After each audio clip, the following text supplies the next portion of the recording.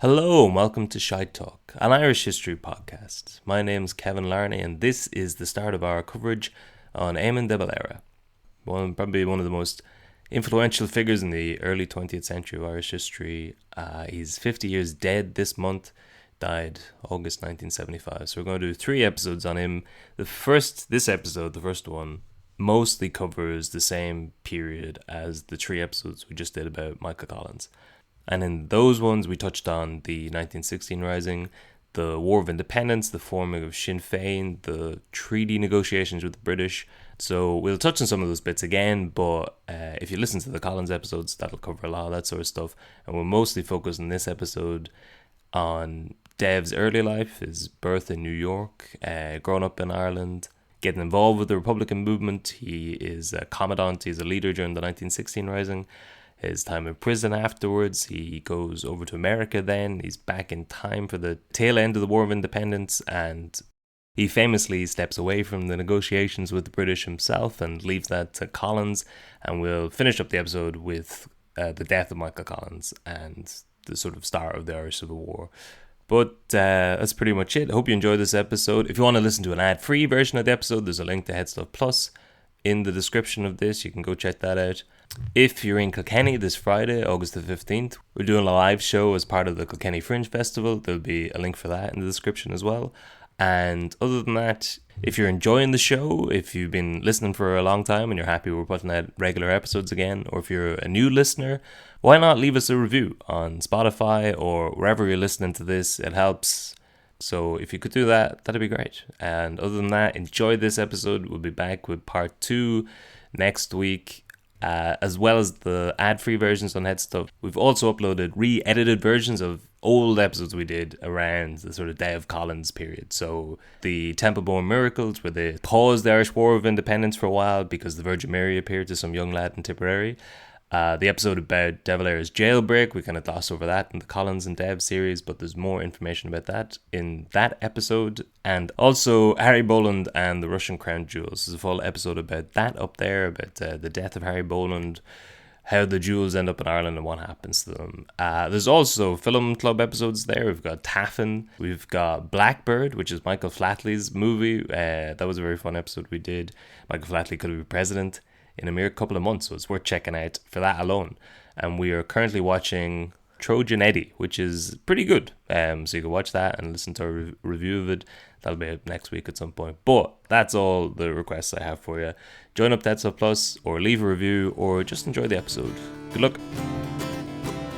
Gather around now, you're in for a story. Old tales of lore, all in search of a glory. The history and mystery of lads, lasses and all. Discoveries and voyages, the rise and the fall. Follow me now as we go back in time. We trace the steps of Irish lineage to find. Joseph from Carlisle and Catherine the Dawn guide you through the ways of Shite. What a bastard. What a fucking... Yes. He's blamed too much for everything. Also, what a prick. I think that's the main takeaway. I guess we've been doing this sort of stuff for almost a year. The main takeaway is that people don't know much about Dev. They blame a lot of the countries. There's the same 4 or 5 things they keep bringing up to paint them in a bad light. Yeah. And none of them are really accurate. But there's all this other stuff that No one ever talks about. No one really knows anything about the actual stuff that It's he did. arguably worse. Yeah, it's arguably there. Like, he's just a bit of a bastard, but the same couple of... This is the same, you know, he signed Hitler's condolence book. He didn't take up Churchill on his offer to... He could have had the whole country back. He didn't do it. He had Michael Collins assassinated. And then there's a load of lies. Yeah, and half of those things aren't even true. Yeah, only some of those bits are true. It's just, you know, he's around for 100 years and he did some bad stuff in there. He did some good stuff as well, probably. But we'll talk about They'll be it. sandwiched between all the bad. Yeah. Listen, we're unbiased media reporting institution here. We've got journalistic integrity. We just give the facts as they are. Straight down the Sounds middle. like Carragher. But let's lay off because there's no point in beginning. This would be like one of those YouTube short videos. You know, the question begins. Yeah. And then it ends on the question as well, so it just loops. Loops around. So yeah. it just, You could just start at, what a bastard. The 10 things De Valera did. Yeah. And at the end of it, the takeaway is going to be, was he bad? Was he bad? He good? Who knows? I mean, he was around for an awful long time. And that is, in politics, probably the worst thing you can do is be alive and around. But anyway, this is we've done 3 episodes on Michael Collins, so we're legally obligated to do 3 episodes on Éamon de Valera. It's the Tim Pat Coogan rule. You can do you got to do one before you can do the other. So here's 3 episodes on Dev. He's 50 years dead this month. R.I.P. Hard to believe it. R.I.P. To a real one. Yeah, I mean, listen, we'll talk about... The first episode is going to go through most of the stuff we covered in the Michael Collins. Well, it's that same period, I guess. His life up until the Civil War. And then he's around for another, 60 years after? 700 years. Yeah, 700 years. He's Taoiseach multiple times. He's President of Ireland. And we'll talk about all that in episodes 2 and 3. But first up, it's the surprising early life of Éamon de Valera. You ready? Mm-hmm. All right. In 1879, Catherine Call moves from Limerick to New York City, New York State, USA, where she falls in love with a Spanish-Cuban artist by the name of Juan Vivian de Valero, and by September of 1881, they're married, and shortly thereafter, give birth to the son, George de Valero. Which is Valero. Yeah, the first weird thing about his real name is, or his birth name is George de Valero. And all that is maybe true. Yeah, for probably none of it. He was definitely born. He was definitely born. And it was in America. Yes. Even though that... We've got 2 birth certs to back that up. But he's the Irish Obama. I suppose Obama is kind of like an Irish Obama. Oh, yeah. Éamon de Valera is the original Obama. Show me the birth cert. Because the birth cert gets reissued in, I think, 1910. He officially changes his name on his birth cert to Edward de Valera. And there'll be a lot of, I don't know, because you just did the Muhammad Ali episode. And I always found it interesting. I don't know, he changed his name and people were kind of losing their mind or whatever at the time. This period in Irish history, everyone's changing their name. There's not, everybody in this story, the majority of them changed the name at some point in the early 1900s. Are they just anglicising it, or are they... No, Irish Gaelicising it. Okay, yeah. Well, with George here, he goes from George to Eddie to Edward to Éamon because he thinks it sounds more Irish. And... which it does. Éamon's a very Irish name. No offence to any George listeners. I mean, it's probably like Jorge de Valera. Given his Spanish roots. But I don't know. He very Irishized it. He went with an O. Somehow he took out an O. Yeah. And made it more Irish by just ending it in Ra. I think this would be a good pub quiz of just Irish history, but a round of dead naming Irish Fenians. The funniest, I don't know if I said this in another episode, but the funniest one I found recently was, Charles William St. John Burgess. Okay. Do you know what his name is? Better known as? Michael Collins. Cathal Brugha. Ah. Charles William St. John the Burgess changed his name to Cathal Brugha. But they're all at it, including George. But going back to his birth, you got Catherine Call meeting Juan Vivian, like many an Irish woman before and after, working. I think she was like a au pair, maybe, or a nurse. Or a nurse, yeah, that's what I've heard. Yeah. And then Juan, he was coming around to teach the children of the house music or something or another. He's a artiste, sculptor, yes, a delicate young man, and she's and he definitely existed. That was his other thing. Yeah. That's what I would say. If all of a sudden, what's the deal? He runs out on her, or he goes and he leaves town to go make money elsewhere. Well, this is one version of the story, I guess, that the two of them fall in love. He's a smooth talking Spanish sailor type. It's Georgie Burgess. What was the snapper, basically. He's a smooth talking sailor type. He comes in and they get married, they have a kid. Maybe he didn't exist at all. Maybe he got her pregnant and disappeared. There was a lad called John from Westmeath. Perhaps. There's not there's not much known about him. Nothing really can be pinned down. One of De Valera's biographers says he's from Spain. One says he's from Cuba. One says he's from both. He ends up in New York at some point. They get married, according to Dev, in September of 1881.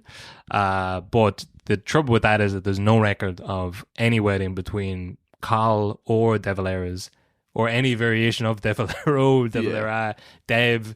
No reference to any wedding anywhere around New York between the years of 75 and 87. So there's no official record of them being married, which is suspicious.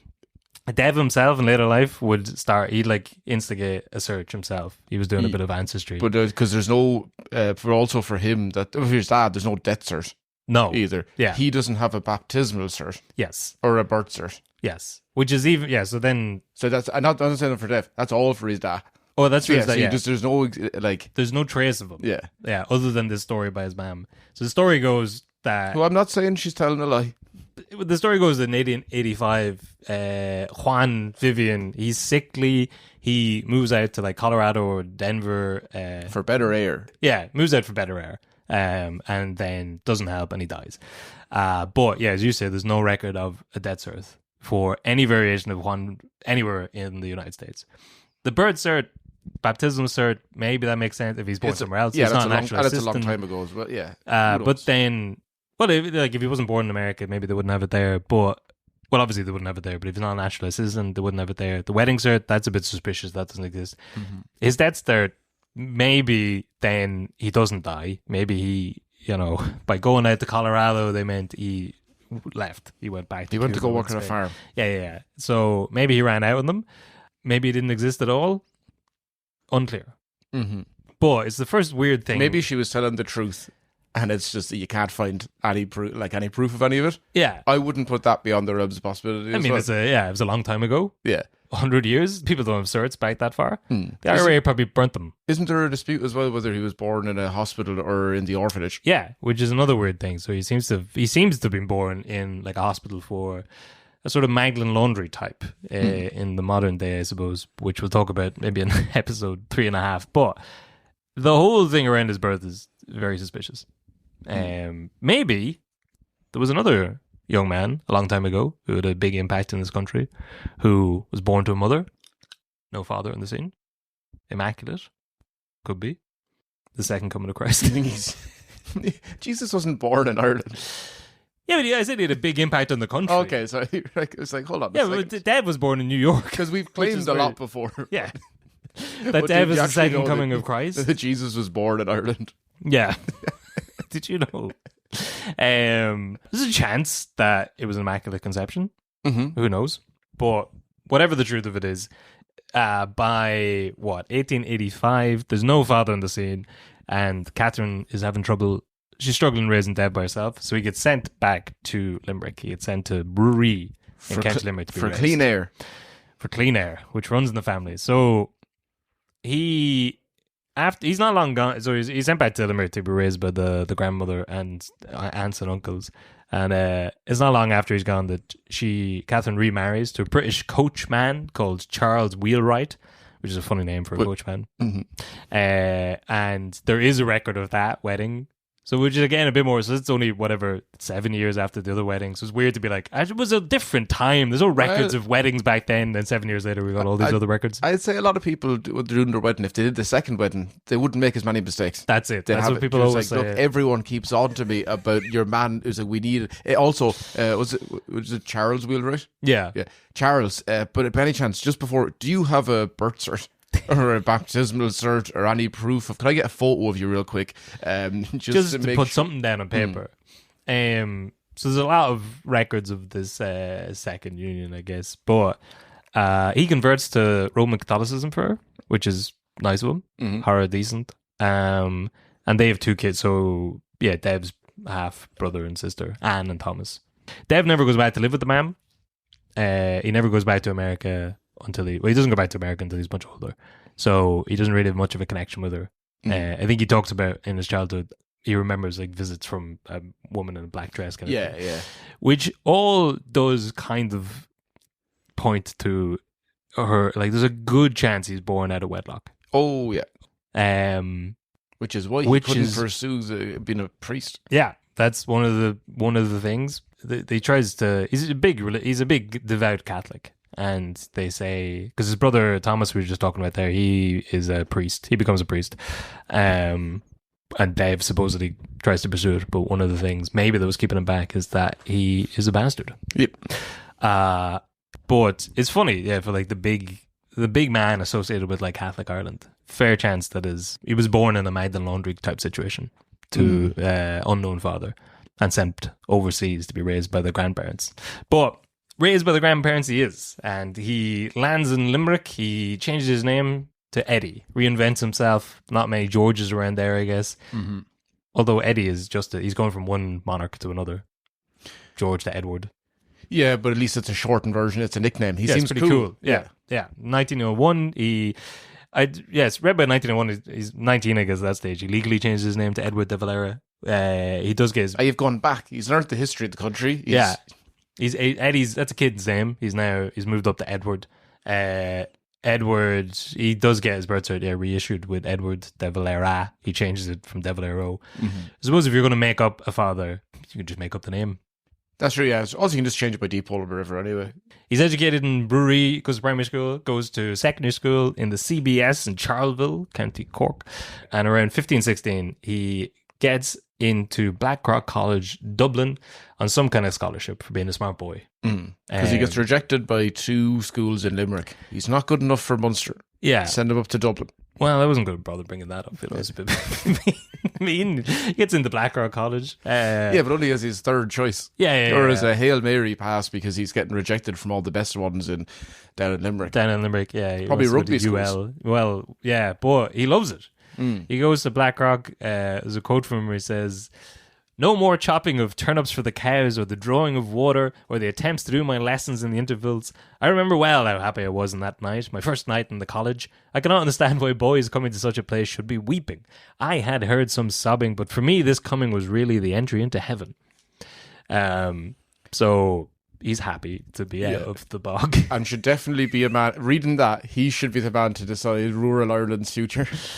Yeah. A man who despises rural Ireland. Yeah. We'll probably drop it for episodes 2 and 3, but for this one we're going to compare it a lot to Collins, and it's during this period where it's relevant, I suppose.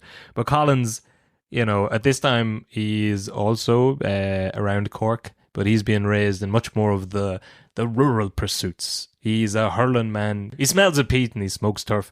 He's a cycling, back-slapping, big brute of a man from the countryside, whereas Dave is always the sort of scrawnier, leaner, Dublin-y rugby type. I realise that none of those things I said leading up to that. No, would have said rugby. Types, You're tall. He's a bad, he's a tall. And you didn't even said tall because you said Collins is the big. Who's like De Valera dwarfs him by about 6 inches. That is true. But this is Dev. He likes the city life. He's happy enough to be out of the country. And this is where he develops his love for rugby, which is a funny part of his upbringing. And again, speaks to the Collins, hurling, Dev, rugby divide of the two of them. But it's almost like if they worked together, they would have been the perfect politician. Yeah. They could have maybe sorted the country. They could have maybe, yeah. But he studies in Blackrock for a year. He gets scholarships for being a smart boy. He's student of the year. And he goes on to study mathematics at the Royal University of Ireland, which is UCD now. Yeah, and then Rockwell down in Tipperary. Yeah, then he jumps all over the shop. But yeah, he's working in Rockwell as a math teacher / rugby coach. And it's here in 1903 that he gets his everlasting nickname. One of the teachers there claims to be the first person to call him Dev. A snake. Oh, yeah, sorry. The snake man. Which is a funny claim to fame. I forgot to write his name down in this, but it's funny to be like, I was actually the first man to call him Dev. Yeah. At this point, he's 22 or 3. But he's rugby coach / mathematician, math teacher. He graduates from RUI in 1904, does a bit in Trinity, then goes back to work. He's jumping between schools. He goes to Belvedere, Castleknock, St. Pat's. He's just bouncing around a lot of the, Dublin, Kildare area and Tipperary. So a lot of the country, I suppose. Teaching maths. In and around this time, in 1905, supposedly he played for the Munster rugby team. Yes. Yes. I couldn't find much more written about that. But See, that was just a case they wanted to claim him. I don't know. Because there's one story of him getting called up for a trial, or like the Ireland, maybe like Emerging Ireland, or like an Irish 15er travelling around. Yeah. And he plays a game at fullback for, I believe it's the Munster team, but there's an account of it where it says the big high ball goes up, Dev jumps under it, he's about to catch it, could score a try, fumbles it, everyone laughs, says never again. But he was meant to be good, he was that close. That's his sliding doors moment. Think of Shane Horgan for the triple crowd in Twickenham going up for that ball. Think that's Dev, and then he just fucking knocks it forward and everyone laughs at him. It was Munster against the Ulster team, and all the Ulster boys are laughing at him. He's like, oh, I'll soften your cough. Give me 20 years, I'll sort you boys out. But what did you say about rugby? There's no football game to match rugby. If all our young men played rugby, not only would we beat England and Wales, but France and the whole lot of them together. Yep. I suppose he says that in the 1950s. He goes back and it's a dinner for Blackrock past pupils. He goes in and gives them a big rugby speech, which again wouldn't ingratiate him to the rest of the general public today or back then, I would imagine. But I'd seen some stuff saying that like he toned down the rugbiness in later life. That's not true. He loved it. There's a weird breed of man who was a rugby fan before Guinness started sponsoring it. Yeah. There's a time when, like, I don't know, it went from being cricket to... I don't know, rugby would have... I'd say anyone who was playing cricket probably also would have liked a little bit of rugby, or close enough. That would have been their... But in the general public's idea of like, it's a really British sport, and then at some point it moved into like being very... Yeah. Probably coinciding with us getting good at it. I don't know. Yeah, it became... But rugby only became a professional game in the 90s. So you could see how it became far more popular then, because it was televised and it was a professional thing. Yeah. People could make money. So it's we've only grown up in the, like, as it was beginning to turn professional, we would have been kids not really understanding what it was. And in all through your teens, it would have became an actual sport. I've watched... or a professional sport, I should say. Yeah, maybe going back to the 80s. I don't know, I've watched like games. When you go back to like it looks like a completely different sport. They're all like quite athletic looking men, just sort of lean, sort of fit men. But there's no... It's like, what if everyone but everyone's 6'5"? And on barrow. It's like, what if we fucking start genetically breeding men like Tyke Furlong to be plucked out of the fields and put onto a pitch? But I don't know, it's a completely different sport. It's the Dev's kind of sport back then. Yeah. It's just sort of fit men running around. But big rugby fan. Almost went pro.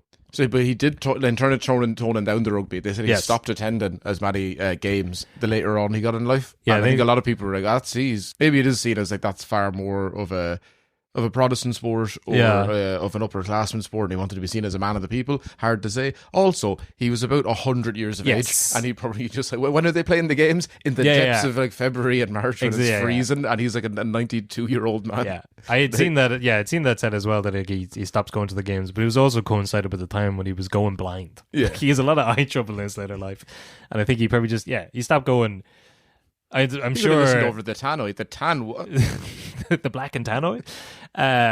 The Six Nations nowadays is like February. Back when it was the Five Nations, Dev didn't recognize Italy as a country. I don't know. I'm sure he probably stopped going because they were being played outdoors in the winter and he was blind. But he is he was given out to the GA for not letting other games be played in Croke Park. So. Yeah, I don't think he was secretive of his love of rugby. I think he probably just didn't want to be going to outdoor events. Yeah. It is almost crazy how even back then the nation was going, we have a giant stadium. Yeah. In terms of a national stadium. Yeah. What? Would be pretty cool to... No, it would not. It would be pretty cool if those men and women hadn't been shot that day in 19... Yeah, I can imagine... That'll take another generation or two to leave before people are like, yeah, okay, you can... So you want we sell out the 52,000-seater stadium? Yeah. How about we move it to the 82,000-seater stadium? Nah. And the money, which should be taxed, could go towards funding. Look at you talking about money and funding. The GA doesn't care about those sort of things, right? The GA cares about... Well, they do, just not for anyone else part of themselves. Oh, sure. Well, what? Oh, it's, the NFL, they're coming over to play a game? Let them at it. You know, Garth Brooks, have 5 days. Do whatever you want. But the Garrison game? Fucking tell him walking, pal. Not in my lifetime. Ireland has a long and storied past with the NFL. Yeah. I'll tell you what, it wasn't the fucking NFL never came in and shot.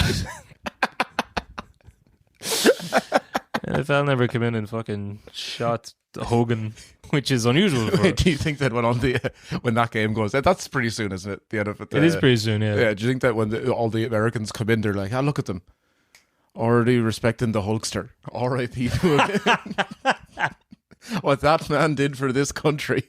Yeah, Hogan Stand renamed Hulk Hogan Stand for the NFL. You could almost certainly get that people to believe that. What was where someone for April Fools was like, oh, we're renaming Crow Park to the Supermax Park. Oh, yeah. Did the GA try and sue them or Supermax? Like, not even as a joke. We'd never do that. By the way, bids are That's open a great for idea. Semple Stadium. We're going to the highest bid. Or what? They were in the middle of rename it Thoman Park, something. Oh, yeah. Or so, and then they're like, we'd never rename Crow Park unless Supermax is interested. Yeah. But the Hulk Hogan Stand. Anyway, he's a devout Catholic. He loves the Lord. And as we said, his half brother Thomas is a Catholic priest in New York. Dev flirts with the idea himself. Around 1906, so he's about 24, I guess. He goes to the president of the Clonmel Seminary and talks about his faith and the possibility of giving up his life in service of the Lord. But he doesn't join the seminary anyway. He keeps on his route as an educator. He's a mathematician and rugby coach, and that's all well and good. In 1908. Yeah, he's coaching a few of these places. That makes sense. As he was teacher, he was also maths and coaching rugby. But in 1908, like many men of his generation, he joins up to the Gaelic League, Conradh na Gaeilge, designed to promote and revive the Irish language and culture, which had been, I guess, after the famine. Not saying whose fault it was, but the Irish language and culture kind of die out after that, and there's a revival from about the 1880s onwards, and it's purely an organisation for getting fellas together, speaking a bit of the old Irish tongue, getting your fanya ring and learning a new type of Irish dancing, and also a pipeline for Fenianism. Yeah. So between it, the GA, and the Irish Volunteers, I suppose, a little bit later on, they're all infiltrated. It always says infiltrated by the IRB. They're just basically the IRB. There's not that the IRB snuck into these. It just happens that everyone who's interested in bringing back the Irish language, you get those men in a room for any amount of time. One of them be like, and you know what? Fuck the bastards. You know? He's like infiltrated. They were like, the first meeting where they weren't there was 4 people. Yeah. And then the second one they came down and there was 154 people. Yeah. I mean, these are obviously, it's like a Venn diagram, I suppose. The people who are interested in this sort of thing are also going to be at the time maybe interested in armed insurrection. So that comes a little bit later on, but for the time he's just going down. He's it's like Makra. You're just going down to the dances and learning a bit of Gaelic. It's around about this time he would have started going by Éamon de Valera. So here we are at 26, I suppose, and he's the final name change of his life, Éamon de Valera. So it was through the Gaelic League that he meets his future wife, Sinead Flanagan, or his senior. Sinead Ní Flanagan, but his senior, Yeah. By how many years? Because it was 4, I think. Yeah. She's about 30, he's about 26. His which senior, at the time. that's a big leap. A lot of men wouldn't last those extra 4 years. But she's his teacher as well. She's teaching them Irish in on Purnell Square. They're going to the Leagues of Leinster College there. So, you know. Yeah, so for any other ad saying, they're saying he's a wimp. Listen to that. He's writing his teacher. He's writing his teacher. A rugby playing fella who was writing his teacher. There you go. It's a different picture of Dev. You don't hear about that often. She was meant to be she's very attractive. She was an actress, apparently. I couldn't find any follow-up from that, maybe in plays, I'm not sure. But she was a good Balbriggan woman, and same theme as all the rest of the people in the story. She was changed her name. Born Jane Flanagan in 1878. Changed her name to Sinead Ní Flanagan when she joins the Gaelic League. She's a teacher, actress, and a monitoress. Did you come across this? Monitoress. This is a very funny concept. At the age of 12, so like, basically they just pick like a good student and then make them a teacher. So at 12, like basically, I guess it's whatever, the late 1800s, but they're streamlining. They know pretty early on who is not fit for academia, and they pick someone who's like 11 or 12 and be like, right, you're a teacher's aide now, you just go. But sure, you pick you pick the best student. Yeah. And you just like, right, you don't need to bother with college. You just need to stay one class ahead of them. Yeah. I'm not entirely sure what the job was, but I don't know. It's just a funny streamlining process. We're calling out for teachers. I've got a new idea. It's actually something from the past. Yeah. Let the kids teach themselves. But she's not a woman to be trifled with. There is a quote from Sean O'Casey, the poet, playwright. He was also in the Gaelic League. I don't know. He's trying to. But his wife is obviously he remembers that at some point Sinead was challenged. Panicking. He spends the day before the wedding in the kitchen in Gills of O'Connell Street, reading through books, trying to make sure that he has all the correct phrases in Irish for the wedding. I thought you were going to say Gills was a pub. And he was like, I don't know if that ever happened. The day before the wedding, he's so nervous. He spent the day in the pub just settling his nerves. Yeah. No, he spent the day reading books. He's panicking. He spends the day learning Irish phrases. Supposedly he spent so long in there that his bike gets stolen. That was a thing back then as well. I know. This is an epidemic. Yeah, it is. Yeah. This is a bike stolen in Dublin. My God. On O'Connell Street, no less. Yeah. I mean, back then it probably was a bigger deal. It's like auto theft. That's his car, essentially. Yeah. I was told there wasn't crime in the country back then. I thought it was the thing that only happened 20 years ago once we started allowing in the Polish. There was always crime in Dublin, but it feels different now. You can guarantee back in 1910, it was probably an Irishman who robbed that bike. And that's saying something. But in the style of the time, they start having kids straight away. 7 kids in 12 years. 5 in the first 6 years. That's good numbers. Because she only married when she was they met when she was 30, so was she like 31? That's true, actually. Yeah, that's pretty late in the day. But we can maybe try and work out I'll do a graph of this later on, because it's funny to think of how much he's missing for a lot of he's around for the first 3, and then after that he's gone for most of the rest of them. He only seems to come back to get her pregnant. Yeah. Which is pretty funny. Because he's off, we'll get into it, but he's off raising funds, he's off in jail, he's in America for about 2 years. He's in jail, I've read 14 separate times, which is probably counting being moved from one prison to another, but he's gone like a good Catholic, he puts out 7 kids over the space of 12 years, and he spends about 7 of those years running guns for the country, fighting in the GPO, being in prison, and over in America raising funds to run more guns for the country, which is, not there's too many soft men around these days. People are talking about, Gen Z, they won't want to have kids. No one's even holding them up to the high standards of not only having kids, but having 7 of them, and also freeing the nation. They were a different breed back then. And Dev, what do you think? And all without a bicycle. And Dev, what do you think about 6 months paternal leave as well? How about none? How about 18 months paternal leave up in prison? But anyway, after the wedding, so he has 2 kids early on. 1910, there's Vivian. 1912, Marion, his first daughter. 1913, Éamon. Naming Vivian after your fake dad. Yeah, true. And double down. Why not? Yeah, Juan Vivian. So Vivian named after the fake dad. Marion, because his parents never married. And then the second son, Éamon, which I feel like I bring up a lot in this podcast. I guess it's just a common thing. I always find it weird that the first kid isn't named after the dad. Yeah. But it's the second one. Same with Michael Collins. Anyway, Éamon Jr. The first one's named after the fake dad. That's true, yeah. But Éamon Jr., born October 1913. Then the very next month, November 1913, he's got 3 young kids. It's time to join the Irish Volunteers. Mm-hmm. He's worried about what sort of a country they're going to grow up in without a father, because he's willing to get himself shot. He joins the Irish Volunteers. The Irish Volunteers are set up in retaliation to the Ulster Volunteers being set up in the north. They are set up in retaliation to home rule being promised by the British government to the Irish.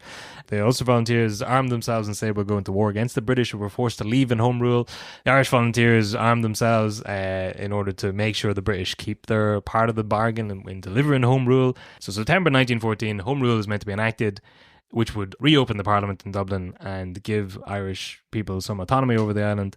So the Ulster Volunteers armed themselves with an arm gun running. The Irish Volunteers armed themselves with a hook gun running.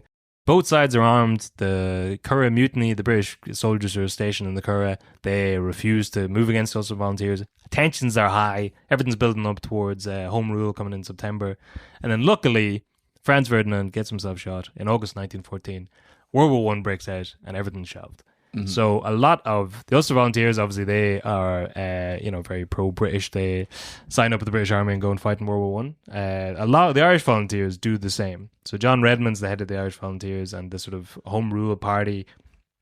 He reckons that if they all fight alongside each other, they'll definitely now give us Home Rule. Rule. Definitely, yeah, exactly. The transition will be smoother afterwards, and it will de-escalate the civil war between the Ulster Volunteers and the Irish Volunteers, because they'll be brothers bonded in blood. Yeah, is I think what he says. But not everyone buys into that. There's a small percentage of the Irish Volunteers stay behind. Which is a weird, no. Let's give them all so much PTSD. Yeah, but, that they're like, actually, there's not too much difference between us. That hadn't been invented yet. Lads thought that war was just a spirited game of capture the flag that all the fellas would go and enjoy in Belgium and then come back, give each other a pat on the back with all of a home rule nation afterwards. But some people stay behind. They don't buy into this, and one of them is Dev. So there's not that many people in the Irish Volunteers left, which means that Dev moves through the ranks pretty quickly. He is shortly thereafter captain of the Donnybrook branch of the Irish Volunteers, and at some stage, probably in 1915, he gets brought into the secret IRB organization. So he's sworn in supposedly by Thomas McDonough. But Dev hates secret societies. Dev hates secret societies, so he has managed to, stay out of it. He's been involved and in and around this area since, we'll say, 1908. He's involved in the Gaelic League. He is only really in the IRB by 1915, which is just in time for the Easter Rising. 24th of April, they all take over various points around the country, mostly centered around Dublin, to try and half stop the rising as it starts. There's no weapons showing up. They're meant to be coming over from Casement. They don't arrive. We've covered all this in a lot of different episodes as well, but lasts about 6 days. It's mostly seen as an exercise in martyrdom, which annoys young men like Michael Collins. But Michael Collins is running around in short pants at the GPO, fetching cups of tea for Joe Plunkett, whereas Dev, he's a commandant. Yeah, he's down in Boland's Mill. He's in Boland's Mill. One of the last groups to actually surrender. Yeah. Do we call it a surrender? I suppose you have to. Well, he's an official surrender. Yeah. Because there's some stuff I'd read during the 50th anniversary of it, 1966. There's a lot of spurious rumors that Dev abandoned his post. I think he surrenders differently than the rest of the commandants. We'll talk about that in a second, though, because we'll talk about his time during 1916. Yeah, because that's what I was going to say. Never mind how it ended. How it ended. The best parts are during. Yes, it's all about the journey, not the surrender. So, well, firstly, I guess it's unusual. Like, he's not in the IRB for long. By any metric, it seems to be about a year. Yeah. And to be trusted with... To be leading it. To be leading it is... With no military or fighting experience in any way. Sure, none of them did. That's not a prerequisite, apparently, to start a revolution. He's a teacher. That already ticks the box. Every game of rugby is like a war. Yeah.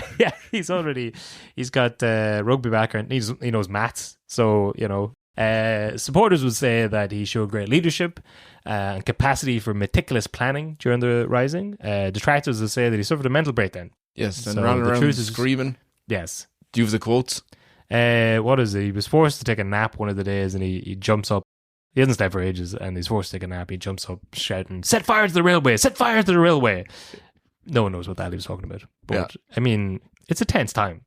There's another story was that he forgets the secret password to get back into Boland's Mill. Yeah. Can't recite it in the dark and almost gets shot by his own men. Mm-hmm. But who amongst us, You're there for a week. It's... How many times have you forgotten the passcode to the Airbnb and you have to pull out your phone, go back through the email, all the way through it again? I mean, we just went through a bank holiday weekend. I'm sure many people coming back from all together now went into work first thing Tuesday morning, couldn't remember the login details, had to go home. It's the same thing, basically. But Dev, it's easy for Collins to snipe away and fucking give pointers about how the Rising should have been organised. Dev is in there helping lads organise it. Mm-hmm. But did you get the bit of Dr. Tom Higgins said in the internment camp afterwards? Yeah, what was that about? That future Fine Gael and thorn in his side Tom O'Higgins. Yeah, he'd said that when they were all captured afterwards and they were in an internment camp, that someone from like who would have been under the charge of Dev said, it's like, would you be able to give a medical analysis of what went on there? But also he warned him that if he told anybody else, he would have been shot. Yeah. Yeah. This man went on to be in opposition to Dev in later life anyway, and that's probably when the report came out. And I'm trying to remember, he was either very pro Noel Brand during the mother and baby thing, or very anti him. Which is very, So either way, he was a sound man or an absolute bastard. I can't remember, but he has strong opinions about him one way or another. Yeah, but I guess he's alluding to the idea that like one of Dev's supporters was like, well, I suppose also leader of a battalion or whatever, a group in during the Rising, and then would have. It was also like high up in the IRB by then. They would have been seen as a future leader, like any of the lads who survived it afterwards. They're going like, well, he could now be a big leader, so I better just find out. What was that about? What would you reckon that was? And also, if you tell anyone, he's got anxiety, but that won't be officially diagnosed until 2012. So keep that to yourself. It is funny nowadays just reading anyone with like, especially the next fella, Padraig McPeters. Reading anything about him is like probably high functioning autistic. Mm-hmm. Anyway, on the week in question, he realizes that the fight's done. It's a futile effort, and he sends around. He calls basically a ceasefire. He's calling for surrender, and he sends word to all the commandants via Elizabeth O'Farrell of Common na Bón.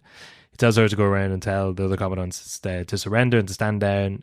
She gets to Dev. By the time she gets to Dev, there is already an official ceasefire, and like the action's starting to wind down, but there are still shots and stuff. You can still hear gunshots and stuff going off around the city. So Dev's a bit suspicious. He doesn't fully trust it. She says later that I think he considered the whole thing a ruse, but by the time some of my volunteer friends came in, he realized I was to be trusted. But he still said, I will not take any orders except from my immediate superior officer, Commandant McDonough. So she had to go get McDonough. This is still during like the tail end of the war, but obviously it's hard to get information out about stuff, so people are still fighting in different wars of Dublin. So she has to go get McDonough. McDonough doesn't want to countersign the surrender until General Lowe and Éamon can't sign it. So she has to go to them to get them to sign it. So it's just getting knocked up the chain. By the time she gets them signed it and brings it back to McDonough, she finds out that Dev had already surrendered. So she goes off on a wild goose chase to get all these documents signed for him so he'll surrender. And after she leaves, he realizes that the shelling is stopped. There isn't as much gunfire anymore. There probably is a surrender. There's another angle, I guess, that maybe he just didn't believe women. Yeah. Maybe some woman walked in and he was like, not the fuck up. How about you go get 17 signatures for me and then come back and then we'll take it seriously. I thought he was going to go down. You know that story of the Japanese soldier who they found him like years later? Well, Dev is just still in the GPO. Well, because he says there's stories, I suppose, from coming back from World War I of surrounding soldiers being shot and stuff like that. So he's a bit conscious of this. But before we get to that, I guess there's a quote from Siegel Ban. Oh, fucking hell. The O'Reilly's sister. Again, another name change during the Gaelic period. She was born Mary O'Reilly, I suppose, but she changed it to Siegel. Well, by this time her name is Siegel Ban Udonachada. It's a good Fenian name. Anyway, she is also in the Common na Bón, and she says that at the time, De Valera absolutely refused to have Common na Bón girls in his post. The result, I believe, was that the garrison there did not stand up to the siege as well as in other posts. So he wouldn't have women anywhere near the place. But also, weren't they one of the last to surrender?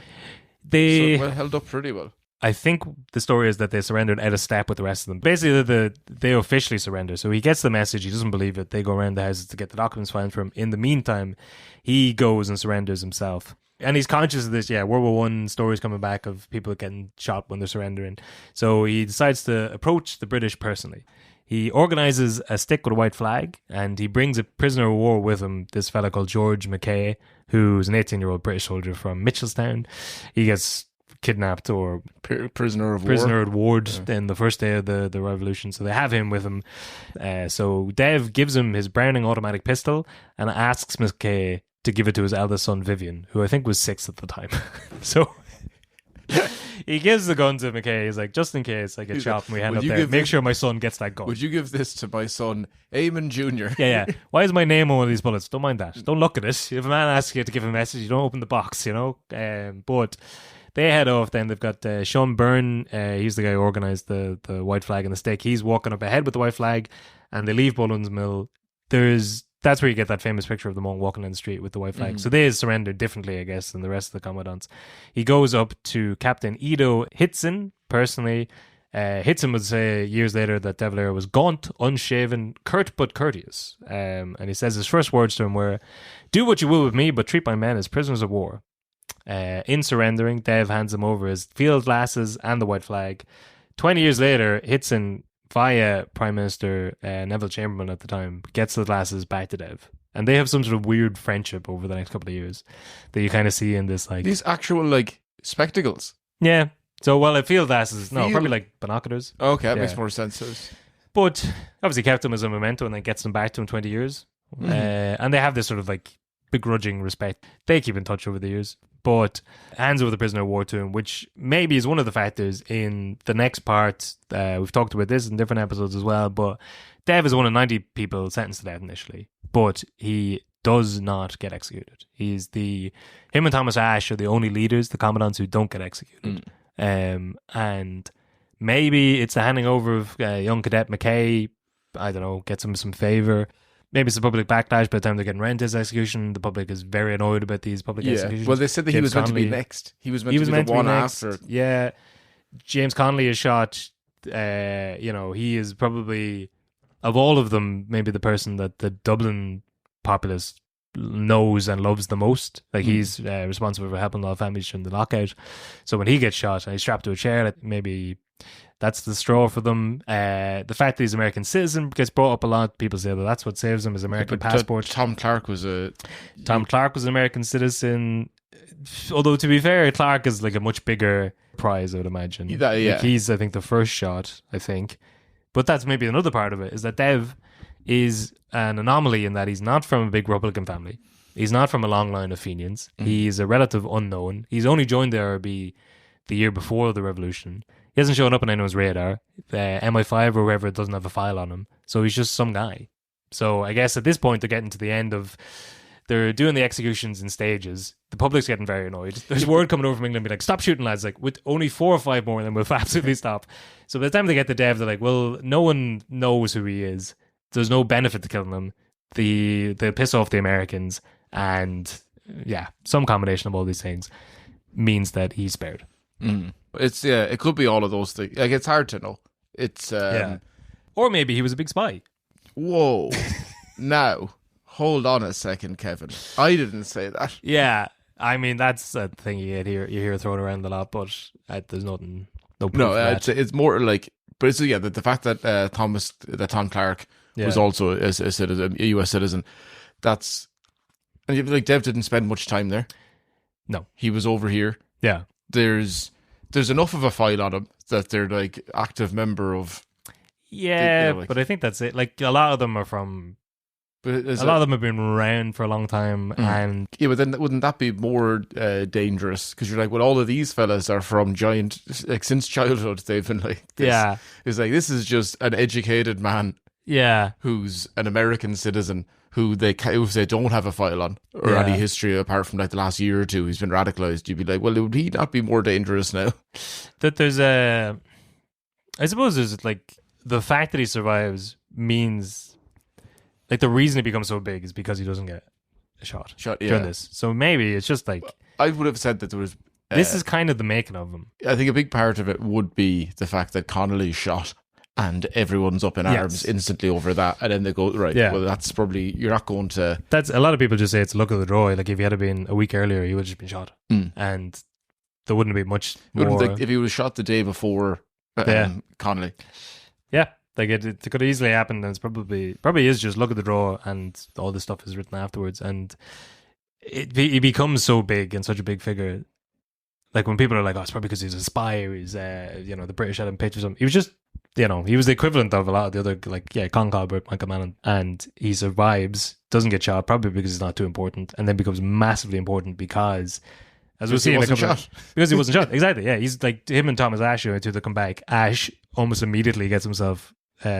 Not going to say gets himself. He follows his heart and sticks up for the budding Irish nation and gets rudely arrested and put on forced feeding by the British and dies almost as soon as he gets back. So Dev is the survivor of 1916, the surviving commandant, the surviving leader. So that's what makes him. And just to touch back in on her, I guess, because she won't get much of a look in for the rest of this story. His wife having a terrible time. It's a bad year for her. 1916-17. Dev goes to jail after the rising, which is not great. But her sister Mary dies of cancer, and they have their fifth kid. Rory is born in November. Her mother dies a couple of months after that in January 1917. So you can't even rely on the mother they have for the raising. So I guess at this point, heading into January 1917, after her mom dies, she has 5 kids. Is that right? And no husband. But plenty of material for writing some children's books. That is true. I think that starts a little bit later on. At some point, I read something like, in her spare time, she wrote, I was like, what spare time? What are you talking about? In her spare time between what? Raising 5 children by herself in 1917. But yeah, after the trial, there's a trial in May in 1916. Dev is sentenced to life in prison instead of death, which is much nicer. Spends the next year in jails, moving between Dartmoor, Maidstone, and Lewes prison before getting released in the amnesty of June 1917, which we talked about in the Collins episode, but basically a combination of things, World War One and a few other bits. They just let everyone go. So Collins at that point, I think, had been home since the previous Christmas, but in June, Ash and Dev were back in Ireland. Yeah. So, Which, to be fair to the British, was a bit what a bad. stupid. Yeah, It was a bit stupid. Like that was. Yeah, I mean, I think I said that in the last episode. Instantly, we went and they knew that we were going. You cracked it a little bit too much the other way. Yeah. I mean, listen, I'm glad they did it, Chuck your law and such.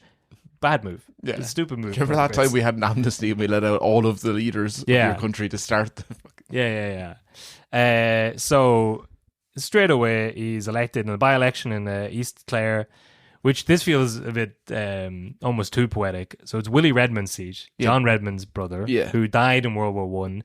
He dies, so there's a by-election, and Dev is elected. It's very symbolic of the the branch that went away and fought for the British for home rule.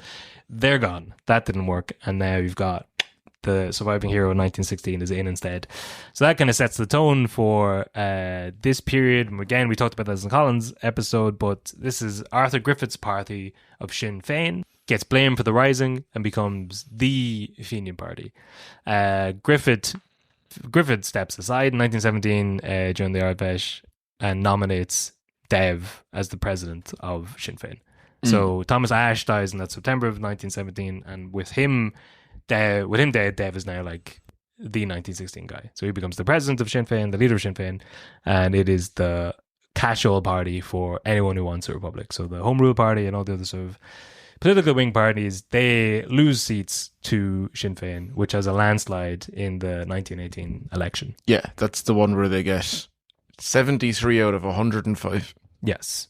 That's loads of seats. It's plenty. 25 of them uncontested. Yes. So just if you want to have it, that's what? Yes. 25% of lads who get elected don't even have someone to run against. Yeah. But Dev, I think it's in the 47% of the vote. Yeah. Today, you couldn't get both parties together to get 47% of the vote. No. Heading into the early part of 1918, Sinn Féin has got the mandate of the people based on that election.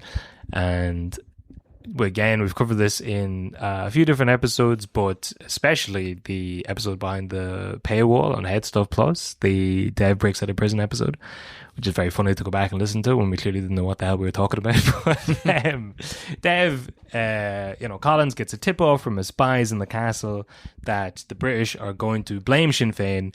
They've made up this plot that Sinn Féin are in collusion with the Germans and they're going to bring them over to help invade Britain. There's still, a lot of German fear after World War One. Collins gets a tip off this is coming down the line. Sinn Féin are going to get arrested. He brings the news to Dev as the head of Sinn Féin, and Dev says, "Good, Class. Let it happen. I've got 5 kids. I've only been back from prison a couple of months. They're driving me up the fucking wall. Just give me enough time to get one more in there.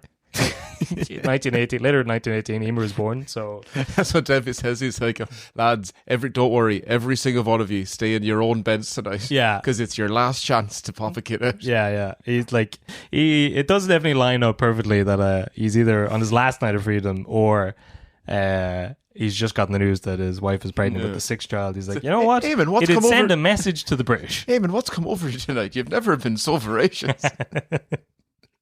But whatever his reasoning is, he lets himself get arrested, and along with 70 others, they are put into British prisons, accused of this made-up German plot.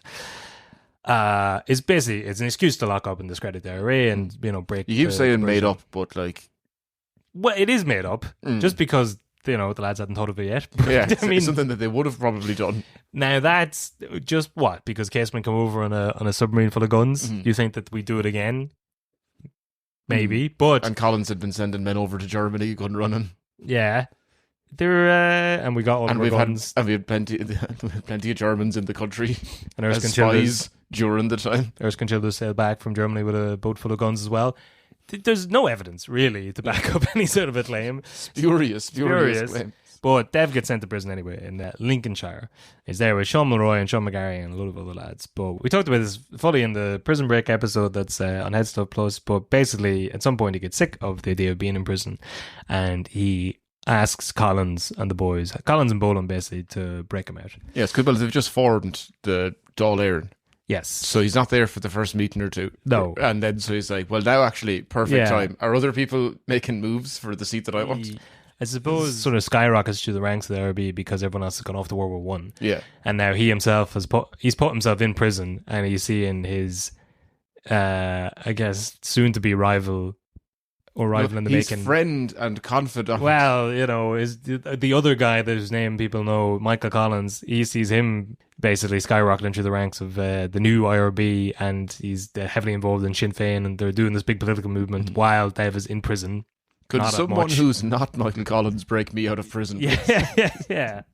Harry Boland. It's Harry Boland. Keep this to yourself. And I've got Mick with me. God, fuck. But he's broken out of prison in February 1919, gets home to a hero's welcome. In March, everyone else is let out of prison because they're like, all right, fair enough, the plot is World War One's over, we made it all up, let the lads go. And for some reason that means they're not actively looking for Dev. No, they didn't make up World War One, Kev. It did happen. I'm not saying it didn't happen, I'm just saying the numbers are exaggerated. But Dev gets home. To be fair, he leaves his wife alone this time. He's not home for long before he's heading off to America. June of 1919, he's away off to the States to raise money for the new Ireland. They're getting the boys back in action, and we need funds. So he heads off to America in, I think, June of 1919. He's aware of the importance America is going to have in a burgeoning Ireland. You need to be recognised as a state. He's aware of the public perception of the revolution in Ireland and how important that is. So he goes on the fundraising tour. So during his time there, I'd read that Sinead visits him. Harry Boland, I think, sorts her out with a fake passport. A conjugal visit. Well, she gets sent over at some point. She spends 6 weeks there, but Dev is so busy, she barely sees him. It's supposedly during this trip that she starts to begins writing scribbles that would eventually lead to her publishing career. So she's just sitting around America kicking stones. Probably her first break away from the kids in 10 years. And she's there to see Dev. Dev's busy, glad handing, hasn't got much time for her. She turns herself to the creative writing process. But he doesn't get her pregnant on this trip? No, but during this time when she's back in Ireland, Dev's old friend, Mick, keeps an eye on her. Drops in there, makes sure she's okay. Good man. Keeps. He's gone for about 2 years, a year and a half. And she altogether. was probably nice enough to include that in the letters she'd be sending back and forth. Oh yeah. She's lonely, but Mick's there. Thank week God. in, week out, dropping off funds. Personally delivers it himself. Could have sent someone around to do it for him, but he makes sure, drops in there, makes sure she's okay. Place is warm. It's cold at night, long winter nights. Kids are growing up, they're half reared at this point, The house was cold, but Michael's gaze was so warm. Yeah, well. Hope you're okay over there then. Now, there's absolutely That zero. bastard, I'll have him shot. There's absolutely zero evidence that Michael Collins got Dev Valera's wife pregnant, and that's why Dev had him assassinated. But you know, on the other hand, it's kind of funny to say that. It's pretty funny. Kind of funny to say, but that's what happened. His next kid is born in 1922. The timelines kind of work out. Mm-hmm. Sort of. Not Yeah. particularly, but kind of. It's probably too mean of a joke. What? You know what's mean? Shooting the fella in the back of the head just because you rode your wife because you're away for fucking 10 years. 10 fucking years. You're only back to get her pregnant again and off to prison. That's mean. Just one of De Valera's children is a man of the people. He's Yeah, running- one of his kids is Yeah. like a tall hurling, can't play rugby with the rest of the siblings. Anyway, there's no basis for that, but at the same time, it's probably what happened. So while all that's happening back home, Dev is heading around America, raising money for the boys back home. As a representative of the new Irish Republic, and this is another episode we put up on the behind the paywall, a previous episode with the Russian crown jewels. During this period, and we talked about this in the Michael Collins episode, himself and Patrick McCartan and do a deal with the Russian delegates who are doing the same thing as Dev and the boys are doing, trying to raise money for their new state. And the Irish boys are having more luck than the Russians. They give the Russians a load of money, about $20,000 at the time, and in return, as security, supposedly the Russian crown jewels of the delegates. Mm-hmm. Now, later on, it turns out that they're probably fake, or who knows what the hell they were. But that's all happening around this time. He spends a good bit of time touring around the place. He gets up to all sorts of adventures. He meets Marcus Gravy, the founder of the Universal Negro Improvement Association and African Communities League. It's a catchy title. Mm-hmm. They share a lot of views, I suppose. Gravy names the headquarters of the movement in Harlem Liberty Hall after the trade unionist one in Dublin. So there's there's a lot of stuff. Yeah, because the Russians have their revolution in 1917. A lot of the stuff that they write about is taking a look at what Connolly and them boys did in Dublin. But Greg Garvey also says, Never mind that. Let's watch him throwing out some homers at Fenway Park. Yeah, well, Garvey says that the time has come for the Negro race to offer up its martyrs upon the altar of liberty, even as the Irish had given a long list from Robert Emmet to Robert Casement. Dev lays a wreath on the grave of Benjamin Franklin. He visits the memorial of George Washington. He even touches the Liberty Bell. So he's having a grand old time with it. And yeah, he throws out the opening pitch at Fenway Park. Does it say if it's good? I mean, I have to assume. Have you ever tried to do it? It seems like quite a distance throw. Have I ever thrown out the first pitch at Fenway Park? Yeah, you were over there for a while. Quite a difficult thing to do. You need to be head of a nation. What the hell were you doing over in America for all that time if you weren't throwing? But I mean, like, even if you tried to like pitch from mound to the proper distance, I'll try to throw the ball. No, it's a long way. Yeah. I assume they don't. It's almost like it's a real sport. Oh, I know, but I assume when you're like a politician or a celebrity or whatever, they don't make you throw it from the mound. You do. I'd say they do. Do you reckon? Oh yeah. Well, I mean, I don't know why I said that as if it's a secret. There's probably you could watch literally any game and you'd find out. But I assume that there's two options. When you walk in, they say, "Do you want the lyrics to the national anthem, or are you going to free ball it? And do you want us to move the mound up a couple of meters, or yards, or whatever they have over there?" So that I don't think they can move the mound. I think that's there's definitely a fake mound they bring in for. What are you telling me? George Bush was thrown from the mound. Come on, I'd say they move it up a little bit. That's why he was re-elected. Yeah, yeah. But he's a bit, yeah. Well, he knows it to play the press, I suppose. At this point, he's getting mobbed by reporters going around. Everyone loves talking to Dev. He's a big figure. People are comparing him to Benjamin Franklin. Another big event, I suppose, that The Indians? the Indians, yes, the 18th of October, 1919. Dev visits the Chippewa Reservation in Wisconsin, where he's adopted by the Native American tribe and named Dressing Feather, or Nene Ung Abe, which I apologize for mispronouncing, but it's a big moment. Photo proof that Dev was a bit of crack. No, because in that photo he couldn't look more miserable. Well, that's fair too. Like, he looks so. I suppose it's a somber moment. He was. But yeah, It would have looked weird if he was like thumbs up. yeah. I take it back. He looks appropriately somber when he's being gifted this. It's a big honor. Giant headdress. It's an interesting picture to look at. He gives a speech in Irish, which again speaks to the fact that he can speak the language and is just pretty humble about it. But when he's addressing the tribe, he says, "I speak to you in Gaelic because I want to show you that though I am white, I am not of the English race. We, like you, are a people who have suffered, and I feel for you with a sympathy that comes only from one who can understand as we Irishmen can. You say you are not free. Neither are we free, and I sympathize with you because we are making a similar fight. As a boy, I read and understood of your slavery and longed to become one of you. And now he is. Which is pretty cute for little boy Dev. Yeah, like a Dances with Wolves moment. Yeah, so he's, a weird version of Boy Done Good, but he's born in New York, heads off at 2 to Ireland, comes back, and he seems to enjoy himself during this period. He's always wanted to be an Indian. I guess so, yeah. That's what? I don't know. I mean, yeah, he probably identified more with the Indians than the... Okay, but he left America at a time where he wouldn't have known what they were. What? Yeah, but And think then- about everything you know about Irish people. Yeah, We would yeah. have been obsessed with American culture. That's fair, yeah. Even more so back then. And He was fair- definitely sitting at home reading. Yeah, and you'd Cowboy have Indian probably cut stories. it out earlier, but yeah, there was Indian tribes that sent money in during the famine, so Yeah, he would yeah, have probably yeah. known about that. Yeah. Maybe. Fair enough. I mean, to be probably, yeah. I think it's more of like the Robbie Keane thing of anytime you sign for a club, it was my dream club. I've always, ever since I was a child, I've always dreamed of signing for LA Galaxy. I thought you were going to say I always dreamed of coaching. Go on, yeah. Israel. What was the team you I played think for? it was at Tel Aviv. Yeah, Jesus, yeah. Tel Aviv FC. I'll double What check, yeah, I think you're right, but whew. There is, I'm still working on the Palestine episode. Some people have been sending me and stuff to an awful lot of links, which are not a lot of them positive. No. But Robbie Keane, another one. Yeah. But Um, also, let's just say for Dev, he's like, of course you'd be confident speaking Irish in front of a lot of Yeah, exactly. Native Yeah. Americans. Yeah. If someone asked me when I was in the States, can you speak Irish? Of course I can speak Irish. Yeah, for sure. Cunas Bohol Cahill Yeah, Manya. Tommy Dulgadia Letters. Yeah. Jason Nisanam Dun. Ho-ho. Hain Do 3 Car Coig. Yeah, he could have been making the whole thing up. Who knows? But that's he's having a nice time in America, you know. But meanwhile, as we covered in the Collins episode, Collins is rocketing up through the ranks back home.